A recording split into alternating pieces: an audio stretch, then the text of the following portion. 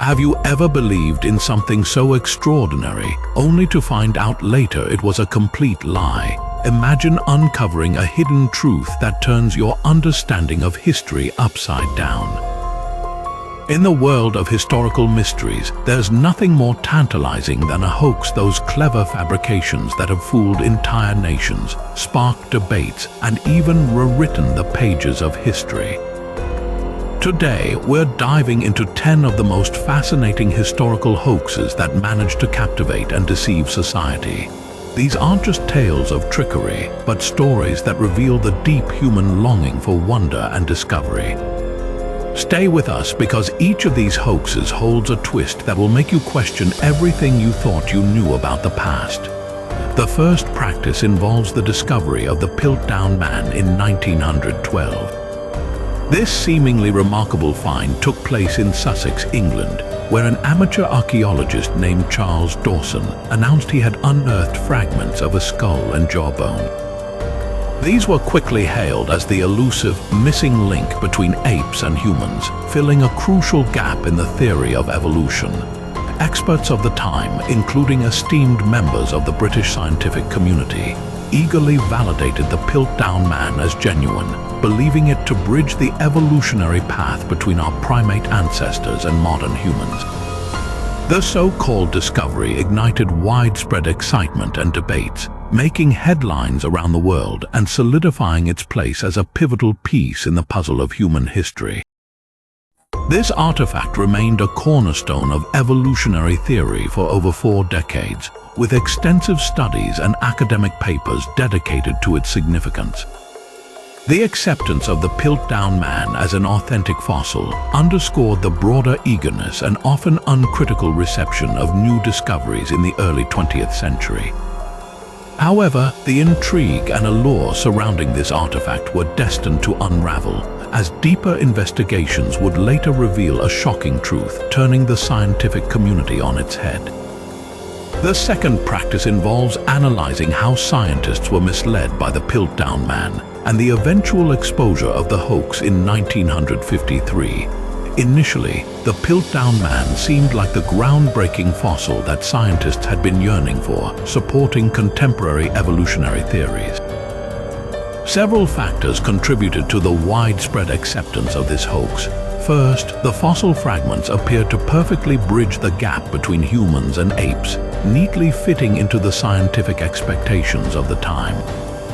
Second, the credibility of the find was bolstered by the involvement of Charles Dawson and other reputable figures in the scientific community.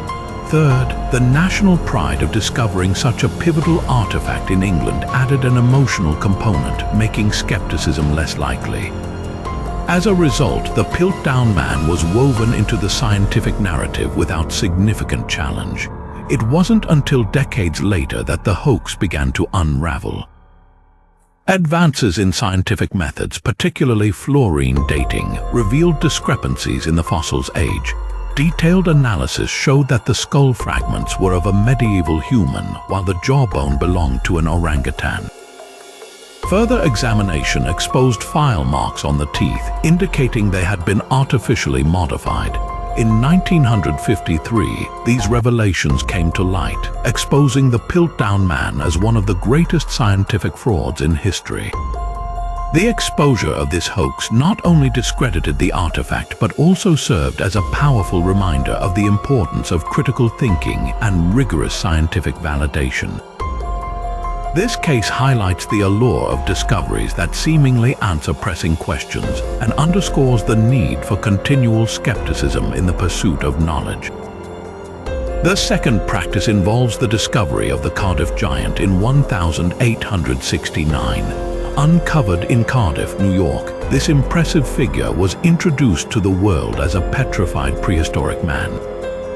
The story began when workers digging a well on a farm owned by William Newell stumbled upon what they believed to be a colossal stone man, measuring over 10 feet in length and exhibiting detailed anatomical features. The statue immediately sparked curiosity and fascination. Local townspeople and scientists alike flocked to see this mysterious artifact, largely accepting the idea that it was an ancient relic. the Cardiff Giant quickly became a sensational attraction, with spectators paying to view the supposed petrified giant. News of the discovery spread far and wide, drawing even more attention and solidifying its place in the annals of historical curiosities. However, as interest in the giant grew, so did skepticism. Experts in archaeology and geology began to question the authenticity of the statue. Their suspicions were confirmed when it was revealed that the Cardiff Giant was, in fact, a hoax. Conceived by Newell's cousin, George Hull, the plan involved carving the giant out of gypsum and burying it on Newell's farm to be discovered later. Hull's motivation was to debunk religious claims that giants once roamed the earth, using the Cardiff Giant as a satirical statement. Despite the hoax's exposure, the Cardiff Giant continues to be a fascinating example of how easily public perception can be swayed by the allure of the extraordinary. The story of the Cardiff Giant underscores the importance of critical examination and scientific inquiry, reminding us that even the most convincing artifacts can sometimes be clever fabrications. The public reaction to the Cardiff Giant was nothing short of spectacular. Almost immediately after its discovery, people from all over flocked to Cardiff, New York, eager to witness the so-called petrified man. The curiosity and excitement surrounding the statue were palpable, with locals and visitors lining up to get a glimpse of the giant. The atmosphere was almost carnival-like, with people discussing theories and marveling at what they believed to be a relic from a bygone era. Media coverage amplified the frenzy, publishing stories that further fueled the public's fascination and firmly embedding the Cardiff Giant into the collective imagination. However, not everyone was entirely convinced. As more scientists and scholars visited the site, questions began to arise. Some experts noted inconsistencies in the statue's features, while others questioned the likelihood of a petrified giant existing at all. Despite these doubts, the spectacle continued, with large crowds and significant revenue generated from the constant stream of visitors. This public enthusiasm was a testament to the timeless allure of mystery and the human tendency to believe in the extraordinary. The eventual revelation that the Cardiff Giant was a hoax came as a significant shock, but also an intriguing twist in the saga. George Hull, the mastermind behind the deception, confessed that the statue was a deliberate fabrication. Hull, a staunch skeptic of religious accounts of giants, had set out to create an elaborate prank. His scheme involved crafting the giant from a block of gypsum, treating it to give the appearance of age, and orchestrating its dramatic discovery on Newell's farm. Hull's confession not only exposed the Cardiff Giant as a fraud, but also highlighted the ease with which public perception can be manipulated. This revelation prompted a mix of reactions. Some felt embarrassed or duped, while others were amused by the ingenuity of Hull's ruse. The Cardiff Giant thus became a prominent example of not just a successful hoax, but also a cautionary tale about the importance of skepticism and the need for scientific validation. Even after the hoax was revealed, the statue continued to attract attention, eventually becoming a part of American folklore and serving as a reminder of the fine line between belief and deception. The third practice involves the mysterious artifact known as the Turk. This 18th century chess-playing automaton captivated audiences across Europe with its seemingly autonomous chess-playing ability. Created in 1770 by Wolfgang von Kempelen, the Turk featured a life-sized human figure dressed in traditional Ottoman attire seated behind a cabinet. This cabinet, ornately crafted to mimic an opulent chest, housed intricate mechanisms that appeared to drive the automaton's chess movements. During demonstrations, the Turk would be placed opposite a human opponent, executing complex chess maneuvers that suggested remarkable cognitive abilities for a machine of its time.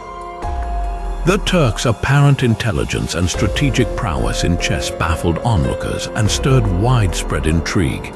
Many people believed they were witnessing a mechanical marvel capable of independent thought. The Turk was not just a source of wonder for the public, but also a subject of intense curiosity and speculation among intellectuals and scientists of the era. Known for defeating notable figures, including Napoleon Bonaparte and Benjamin Franklin, the Turk maintained an air of enigma, inspiring debates about its true nature and capabilities. As the automaton toured various courts and public exhibitions, it attracted both admiration and skepticism. Some theorists proposed that the Turk operated through a combination of cleverly hidden mechanisms and human intervention, suggesting a skilled chess master might be concealed within the cabinet. This notion gained traction as skeptics scrutinized the demonstrations, pointing out inconsistencies that hinted at a human controller's involvement. Eventually, suspicions about the Turk were confirmed.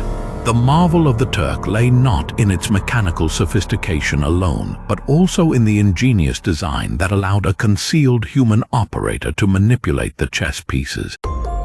Through a series of hidden compartments and levers, the operator could observe the chessboard and move the pieces as if driven by the automaton itself. The exposure of this hidden mechanism revealed the Turk as one of the most elaborate and successful hoaxes of its time. This revelation did little to diminish the legacy of the Turk. Instead, it highlighted the period's fascination with automata and the blurred lines between technological prowess and illusion. The story of the Turk underscores the enduring appeal of the mysterious and the inventive lengths to which individuals will go to create a sense of wonder.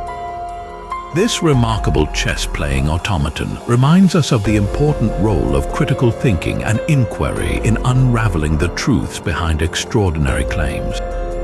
The third practice involves the mysterious artifact known as the Turk. This 18th century chess-playing automaton captivated audiences across Europe with its seemingly autonomous chess-playing ability. Created in 1770 by Wolfgang von Kempelen, the Turk featured a life-sized human figure dressed in traditional Ottoman attire seated behind a cabinet. This cabinet, ornately crafted to mimic an opulent chest, housed intricate mechanisms that appeared to drive the automaton's chess movements. During demonstrations, the Turk would be placed opposite a human opponent, executing complex chess maneuvers that suggested remarkable cognitive abilities for a machine of its time. The Turk's apparent intelligence and strategic prowess in chess baffled onlookers and stirred widespread intrigue. Many people believed they were witnessing a mechanical marvel capable of independent thought. The Turk was not just a source of wonder for the public, but also a subject of intense curiosity and speculation among intellectuals and scientists of the era. Known for defeating notable figures, including Napoleon Bonaparte and Benjamin Franklin, the Turk maintained an air of enigma, inspiring debates about its true nature and capabilities. As the automaton toured various courts and public exhibitions, it attracted both admiration and skepticism. Some theorists proposed that the Turk operated through a combination of cleverly hidden mechanisms and human intervention, suggesting a skilled chess master might be concealed within the cabinet.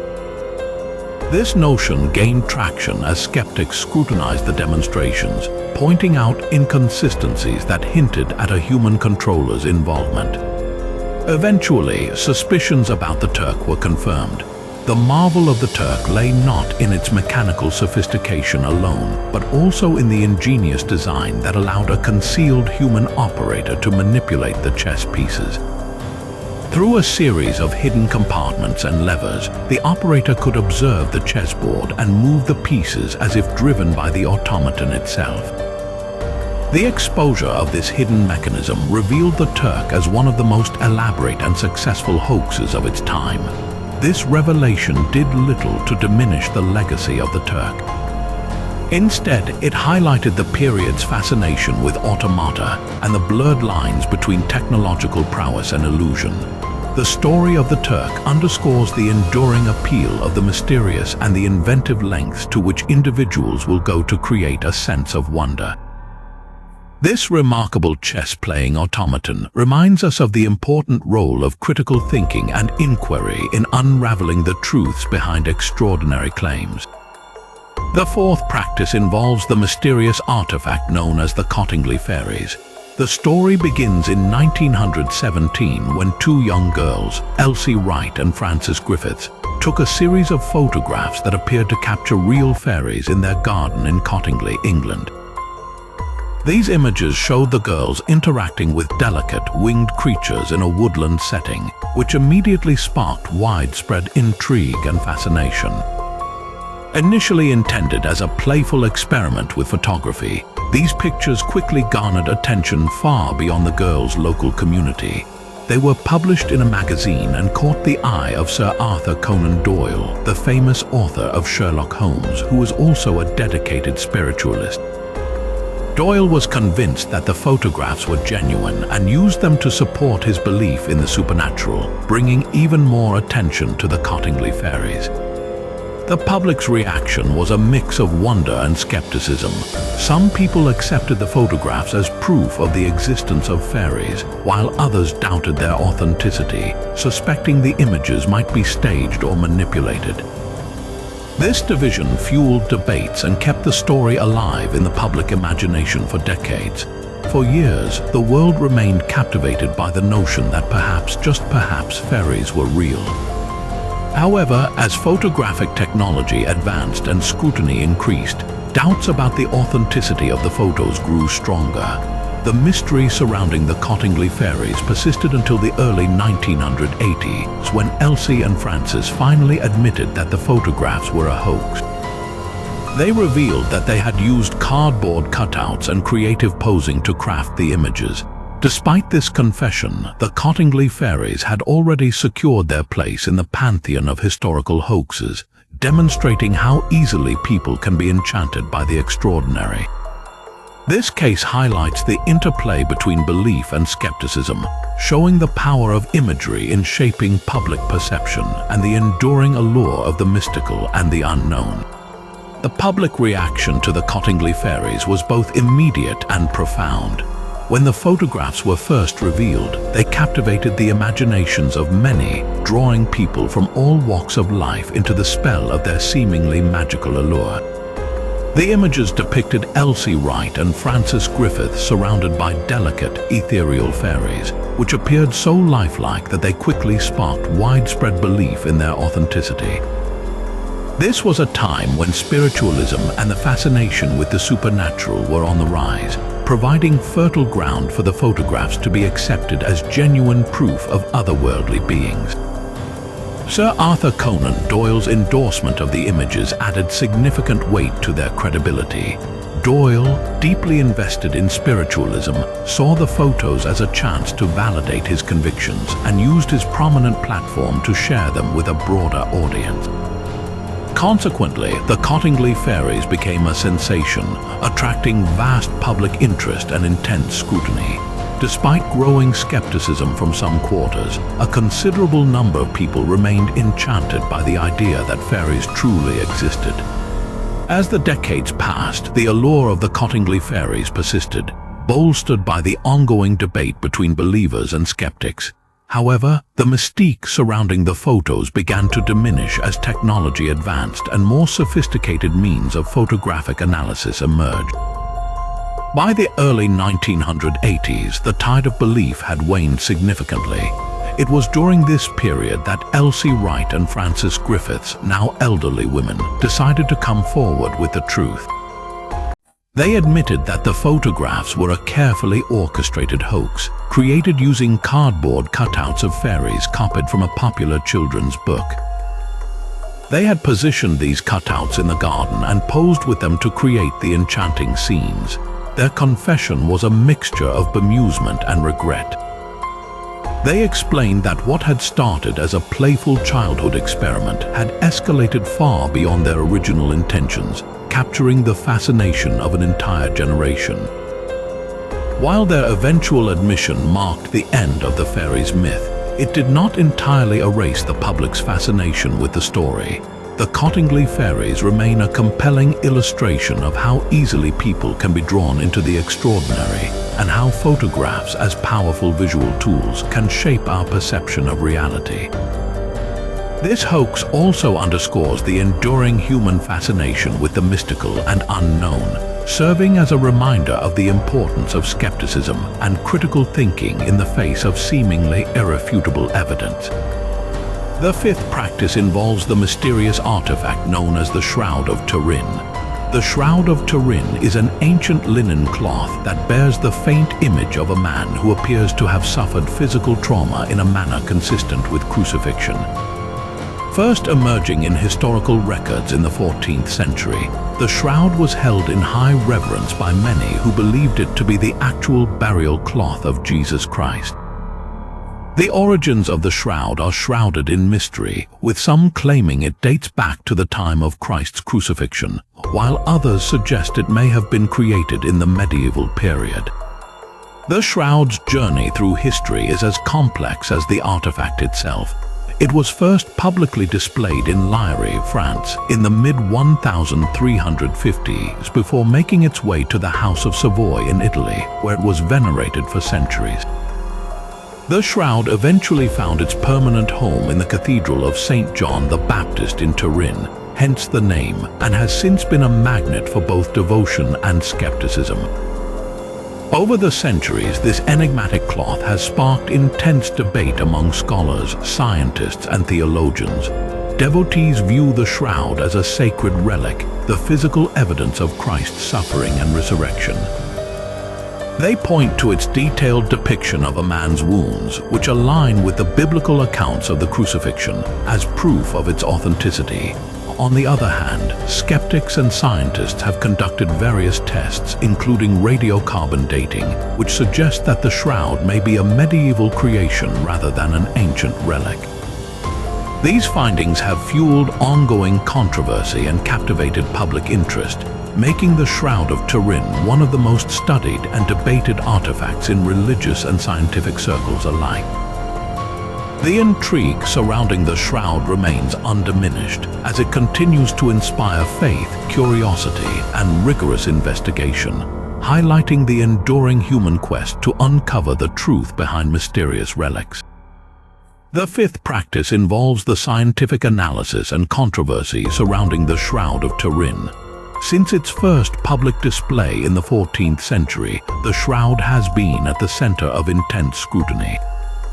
While many view it as a sacred relic, skeptics have sought to uncover its true origins. One of the most pivotal moments in this quest came with the advent of radiocarbon dating in the late 20th century.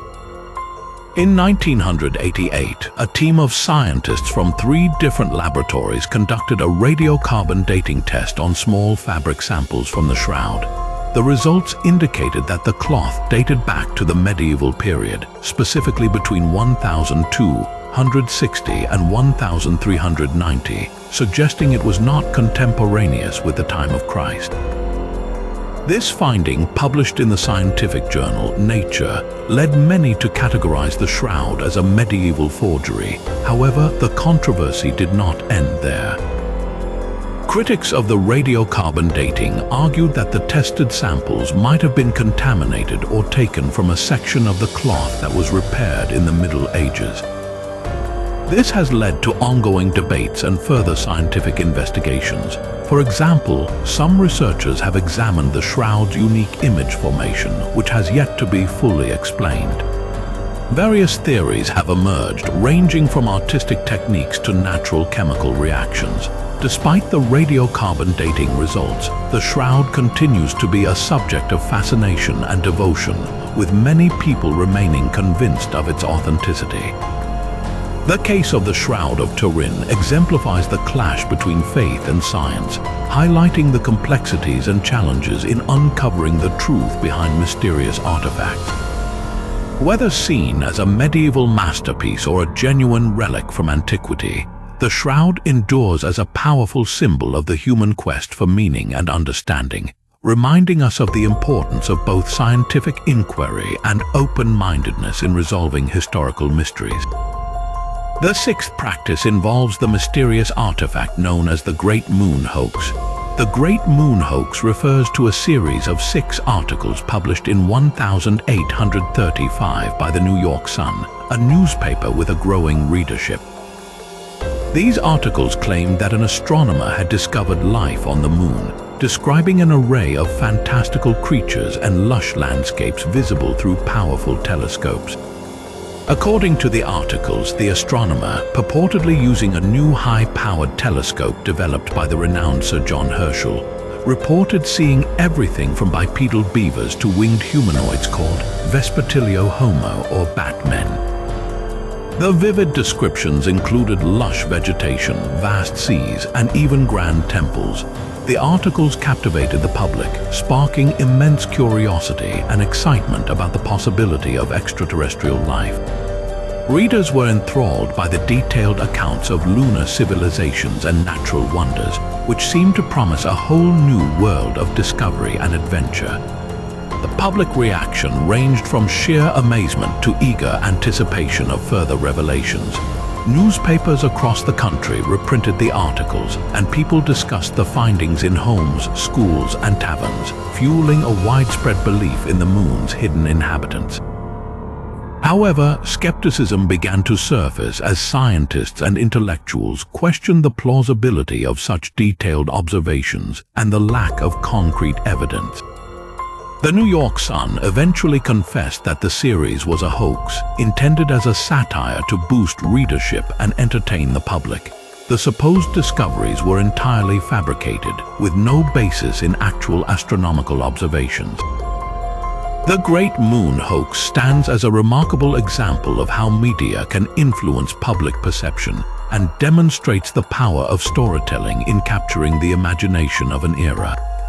This incident also serves as an early reminder of the importance of critical thinking and the need to verify information before accepting extraordinary claims. Despite its fictional nature, the Great Moon Hoax left a lasting impact on both media history and popular culture, highlighting the enduring human fascination with the mysteries of the universe and the lengths to which people will go to explore the unknown. Mysterious Artifact 6. The Great Moon Hoax public reaction and impact. The public reaction to the Great Moon Hoax was nothing short of extraordinary. Upon the publication of the first article, readers were immediately captivated by the vivid and imaginative descriptions of lunar life. The notion of Batmen and bipedal beavers living on the moon fired up the imaginations of people across the globe. As more articles followed, the excitement grew, with people eagerly awaiting each new revelation about the moon's inhabitants.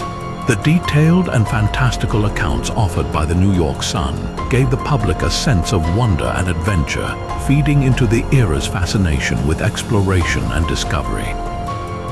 The narrative was so compelling that many people accepted it as truth, discussing the articles in their homes, workplaces, and public gatherings.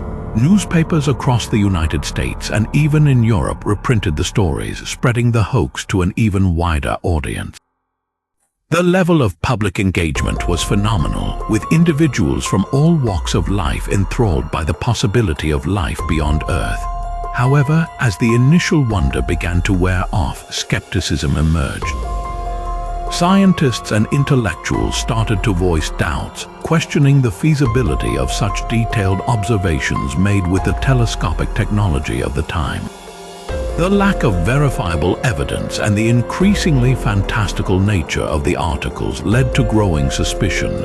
Ultimately, the New York Sun confessed that the series was a fabricated satire designed to boost readership and entertain the public. The revelation that the Great Moon Hoax was indeed a hoax came as a mix of disappointment and amusement. While some felt foolish for having believed the tales, others appreciated the cleverness of the satire. The Great Moon Hoax stands as a testament to the power of persuasive storytelling and the media's ability to shape public perception. It also serves as an early lesson in the importance of skepticism and critical thinking, reminding us that even the most captivating stories can sometimes be too good to be true. Even though the articles were revealed to be fiction, the impact of the Great Moon Hoax was profound, leaving a lasting impression on both media history and popular culture. This event highlighted the human thirst for knowledge and the lengths to which people are willing to go to uncover the mysteries of the universe. The seventh practice involves the mysterious artifact known as the Loch Ness Monster. The most famous piece of evidence for the Loch Ness Monster is the 1934 photograph known as the surgeon's photograph.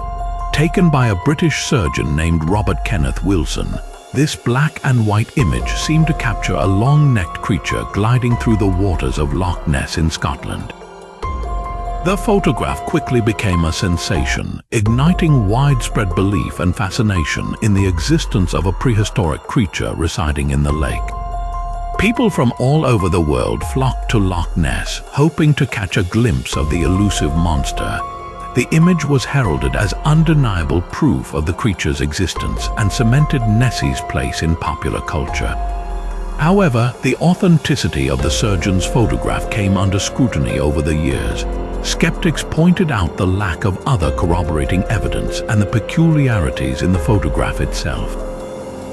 It wasn't until decades later, in 1994, that the truth behind the image was finally exposed. Christian Sperling, a stepson of one of the conspirators, revealed that the photograph was a hoax. He confessed that the mysterious creature in the image was actually a model made from a toy submarine outfitted with a sculpted head and neck.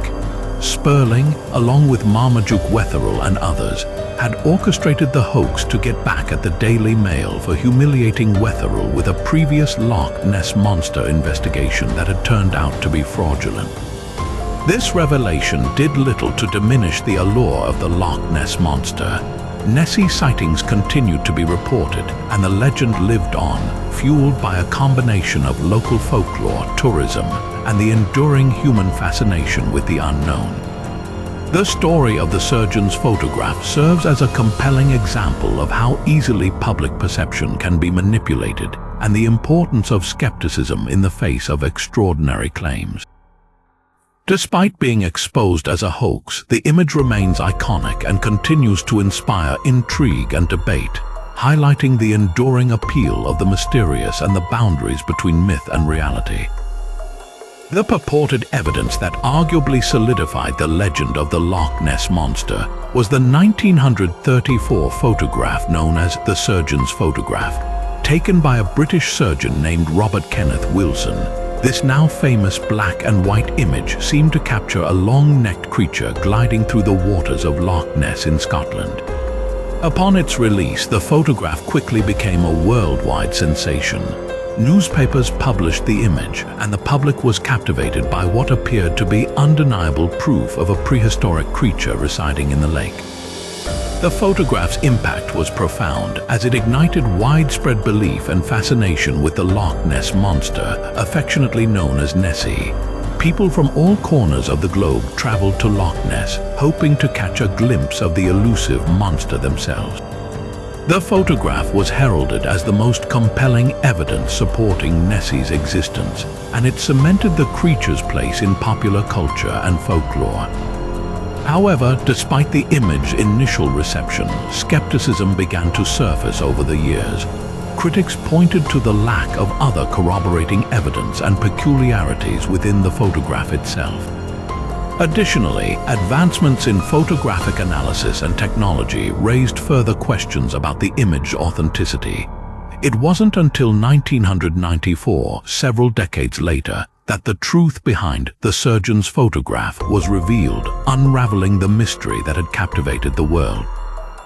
Christian Sperling, the stepson of one of the conspirators, confessed that the photograph was a hoax. He explained that the creature in the image was actually a model made from a toy submarine, outfitted with a sculpted head and neck.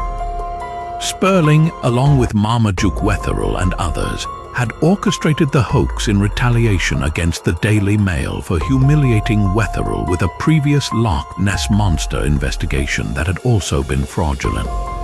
Despite the exposure of the photograph as a hoax, the allure of the Loch Ness Monster remained undiminished. Sightings continued to be reported, and the legend lived on, buoyed by a combination of local folklore, tourism, and the enduring human fascination with the unknown. The story of the surgeon's photograph serves as a poignant reminder of how easily public perception can be manipulated and underscores the importance of skepticism when faced with extraordinary claims. Even though the image was ultimately debunked, it remains an iconic symbol of the Loch Ness monster and continues to inspire intrigue and debate, highlighting the enduring appeal of the mysterious and the blurred lines between myth and reality. The detailed analysis that revealed the photo to be a hoax in 1994, the notability of the surgeon's photograph was undeniable, stirring imaginations on a global scale. However, as technology advanced and skepticism grew, critical minds began to re-examine the authenticity of this infamous image. The breakthrough moment came when Christian Sperling, the stepson of one of the conspirators, decided to come clean. His revelation was sparked by the desire to set the record straight and bring to light the intricacies of the hoax. Sperling confessed that the supposed monster in the photo was, in reality, a toy submarine adorned with a meticulously crafted head and neck to resemble Nessie. This revelation was pivotal, but it was not solely Sperling's confession that dismantled the myth. Photographic experts and analysts began to scrutinize the image with a more critical eye, using tools and techniques that were unavailable in the 1930s. They noted peculiarities in the photograph, such as the unnatural stillness of the water around the creature and the relative scale, which did not match the purported size of the monster. Further analyses focused on the ripples and shadows in the water, revealing inconsistencies that suggested a small, lightweight object rather than a large, living creature. These analyses were corroborated by reverse engineering the image, which confirmed that the object in the water was far too small to be the legendary Loch Ness monster. To add to this, Marmaduke Wetherell, who had been humiliated in a previous monster investigation, had reportedly masterminded the hoax with Sperling as an act of revenge against the media. The photograph was carefully staged to deceive both the public and scientific community. This orchestrated effort to fabricate evidence played on the public's appetite for the extraordinary and exploited the limitations of contemporary scientific scrutiny. In 1994, the forthright admission by Sperling, coupled with thorough scientific analysis, revealed the surgeon's photograph as a deliberate and well-crafted deception. This exposure served as a powerful reminder of the need for rigorous validation and skepticism. The Loch Ness monster legend, although debunked in this instance, continued to live on in folklore and tourism, captivating imaginations despite the unraveling of one of its most iconic pieces of evidence. The eighth practice involves the mysterious artifact known as the Hitler Diaries. In 1983, the world was rocked by the sensational discovery and subsequent publication of what were claimed to be the diaries of Adolf Hitler. These purported diaries were unveiled by the German magazine Stern, which announced that it had obtained a series of volumes allegedly penned by Hitler himself. The diaries were touted as an extraordinary find, promising unprecedented insights into the mind of one of history's most notorious figures. The announcement generated immense excitement, intrigue, and controversy, capturing global headlines and sparking intense interest among historians, scholars, and the general public. The story of the diaries began when journalist Gerd Heidemann reportedly came into contact with a cache of documents that he believed to be Hitler's personal writings. The diaries were said to have been recovered from a plane crash site in East Germany and then smuggled to the West. The initial excitement surrounding the discovery was palpable, with Stern investing heavily in the acquisition and authentication of the diaries. Major media outlets and historians eagerly anticipated the publication, hoping to glean new revelations about Hitler's thoughts, actions, and motivations during the tumultuous years of World War II. However, even as the first excerpts of the diaries were published, doubts and skepticism began to emerge. Experts in handwriting analysis and historical documentation started to challenge the authenticity of the diaries. These doubts were compounded by the fact that some of the content appeared to contradict known historical events and established facts. As the scrutiny intensified, forensic examinations were conducted to determine the origins of the materials used in the diaries. The investigation culminated in a dramatic revelation. The diaries were in fact forgeries. Chemical analysis of the ink and paper revealed that they were of modern origin, not dating back to Hitler's time. Furthermore, handwriting experts concluded that the script did not match known samples of Hitler's handwriting. The man behind the forgery, Konrad Kujau, was exposed as a skilled but fraudulent document artist. Kujau, along with Heidemann, was eventually convicted of fraud, and the scandal became a notorious example of one of the most elaborate historical hoaxes of the 20th century. The Hitler Diaries incident serves as a stark reminder of the importance of rigorous authentication and skepticism in the study of historical artifacts.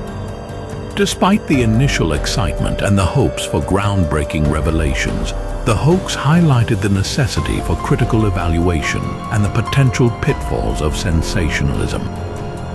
The story of the Hitler Diaries underscores the enduring human fascination with enigmatic figures and the lengths to which some will go to fabricate history, reminding us to remain vigilant in our quest for truth. The forensic investigation into the Hitler Diaries stands as a meticulous and revealing process that ultimately exposed the fraudulent nature of these documents.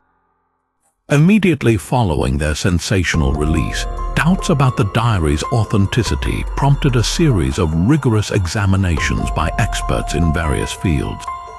Handwriting analysis was among the first steps taken. Specialists compared the script within the diaries to known samples of Hitler's handwriting. Discrepancies were quickly noted. The handwriting in the diaries exhibited inconsistencies and stylistic differences not present in verified documents written by Hitler. This analysis alone raised significant red flags about the diary's legitimacy. Furthermore, forensic scientists conducted chemical analyses on the materials used in the creation of the diaries. The ink and paper underwent detailed scrutiny to determine their age and origin. These tests revealed that the ink was a modern formulation, not available during Hitler's era, and the paper contained chemical compounds that were consistent with contemporary manufacturing processes. This evidence unequivocally dated the materials to a period well after World War II, thereby contradicting the purported age of the diaries. Another critical aspect of the investigation involved textual analysis. Historians and experts in World War II scrutinized the content of the diaries for historical accuracy. They found numerous anachronisms and factual errors that further discredited the documents. For instance, some entries contained references to events and details that were either incorrect or misrepresented, highlighting the forger's lack of precise knowledge. The combined results of these investigations left little doubt that the Hitler Diaries were forgeries.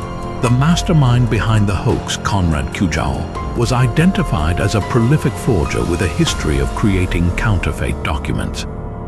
Kujau had painstakingly crafted the diaries to appear authentic, but the forensic analyzers dismantled his work.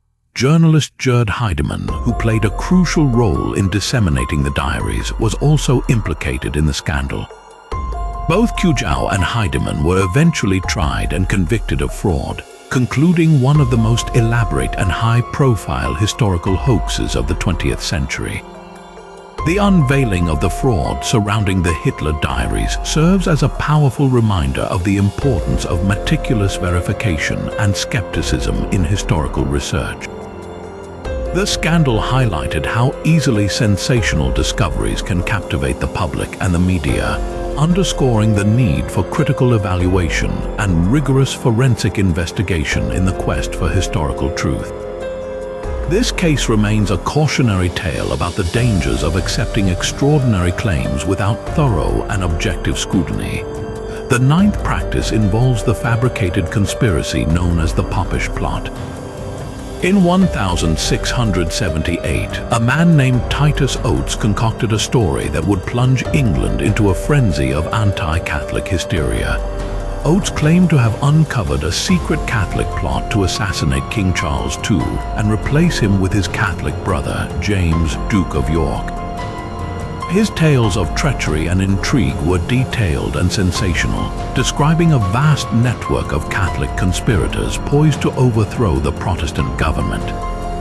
Oates's accusations included names of prominent Catholics and alleged meetings where the assassination plans were discussed. The public reaction was swift and intense. England, already rife with religious tensions between Catholics and Protestants, fell into a state of panic. The mere suggestion of a Catholic conspiracy played into long-standing fears and prejudices, fueling widespread paranoia. Oates's allegations were widely accepted, and his so-called revelations were taken as truth by many, including influential figures in the government. The hysteria led to the arrest and execution of at least 22 men, many of whom were innocent. Parliament and the courts were consumed with trials and investigations, driven by the feverish belief that the nation was under immediate threat from Catholic treachery.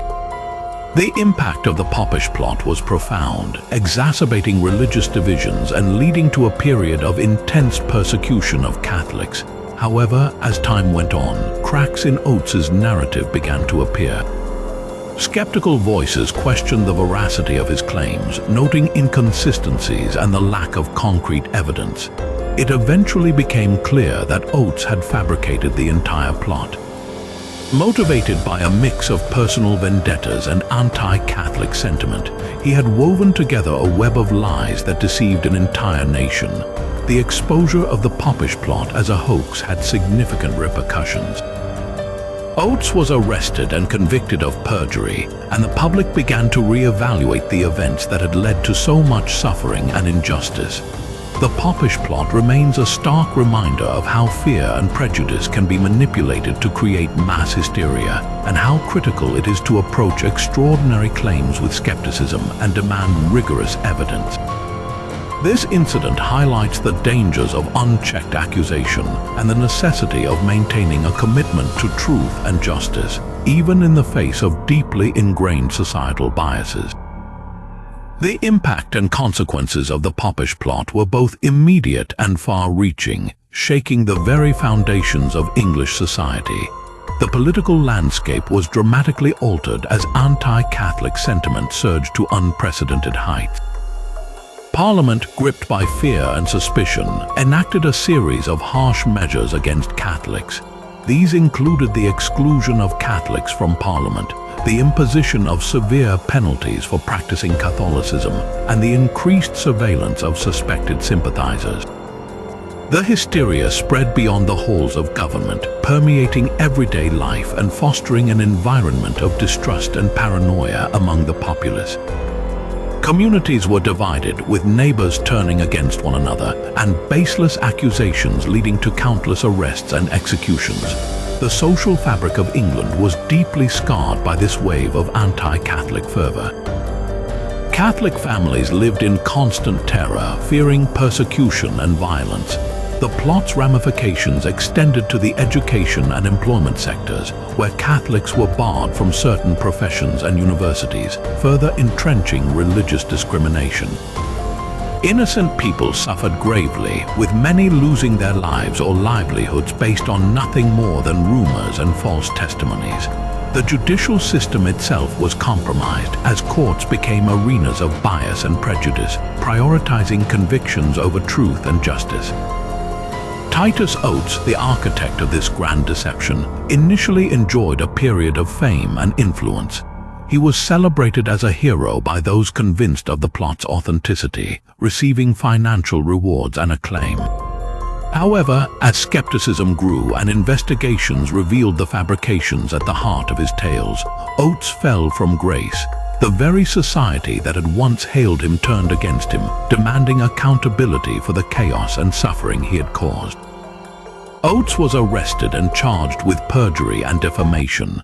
His trial was a significant event, reflecting the nation's outrage and desire for justice. Oates was found guilty and sentenced to a severe punishment. He was whipped through the streets of London, pilloried and imprisoned for life. The severity of his sentence mirrored the depth of his betrayal and the extensive damage wrought by his lies. Oates' downfall served as both a warning and a turning point. illustrating the perils of unfounded accusations and the critical need for evidence and integrity in the pursuit of truth. The consequences of the Popish plot lingered long after Oates' punishment. It left a legacy of heightened religious intolerance and a more deeply divided society. The event underscored the disastrous effects of fear-mongering and the manipulation of public sentiment, serving as a poignant lesson in the importance of reason, justice, and skepticism. The 10th practice involves the mysterious artifact known as the alien autopsy film.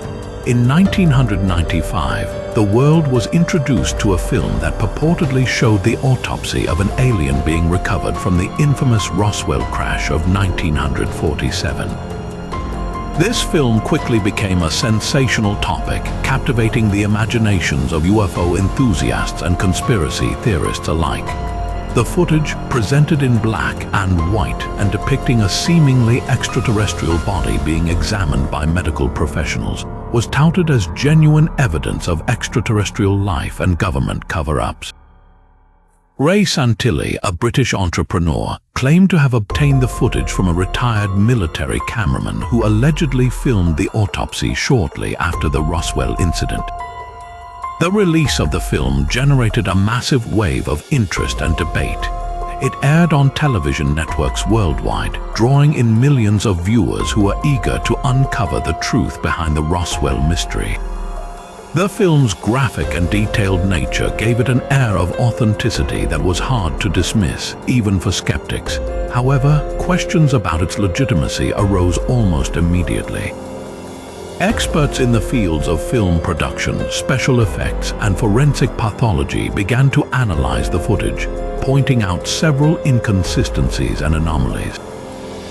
Critics noted that some of the medical procedures depicted were not consistent with known techniques from the 1940s, and the appearance of the alien body seemed too artificial to be real. As scrutiny intensified, Santilli admitted in 2006 that the film was not entirely genuine. He revealed that the autopsy footage was a reconstruction, created using actors and special effects to replicate what he claimed was the original 1947 film, which had deteriorated beyond viewability. This confession drastically altered the narrative, transforming what was once seen as compelling evidence into a widely recognized hoax. Despite this revelation, the alien autopsy film remains an important cultural artifact. It serves as a testament to the enduring fascination with UFOs and extraterrestrial life, illustrating how easily public perception can be influenced by sensational and visually compelling media. The story of the alien autopsy film underscores the necessity of skepticism and critical analysis in distinguishing between genuine discoveries and elaborate fabrications, reminding us to question even the most convincing evidence of the extraordinary. The public reaction to the alien autopsy film was nothing short of electrifying, with millions around the globe captivated by the supposed evidence of extraterrestrial life. However, the intrigue surrounding this film began to wane as scrutiny and skepticism intensified. Experts from various fields, including film production, special effects, and forensic pathology, meticulously examined the footage and quickly identified several troubling inconsistencies. For instance, the medical procedures shown did not align with those used in the 1940s, and the alien body itself appeared suspiciously artificial. These anomalies prompted a more thorough investigation into the film's origins. As the pressure mounted, Ray Santilli, the man behind the film, finally confessed in 2006 that the footage was not genuine. He admitted that the so-called autopsy was actually a reconstruction, meticulously crafted using actors and special effects to replicate an original 1947 film that he claimed had deteriorated beyond viewability. This revelation was a bombshell, transforming a once-believed piece of historical evidence into a widely acknowledged hoax. The admission by Santilli not only debunked the film, but also highlighted the lengths to which people will go to create a sense of wonder and mystery. Despite this, the Alien Autopsy film continues to be a fascinating study in how media can shape public perception and ignite debates about the unknown. It serves as a powerful reminder of the importance of skepticism and critical thinking in evaluating extraordinary claims. The story of the Alien Autopsy film underscores the necessity of questioning even the most convincing evidence, illustrating how easily the line between fact and fiction can be blurred. This incident remains a testament to the enduring human fascination with the mysteries of the universe and the lengths to which people will go to explore them. The allure of historical hoaxes lies in our innate curiosity and desire for wonder. These stories captivate our imaginations, offering a glimpse into the extraordinary and the unknown.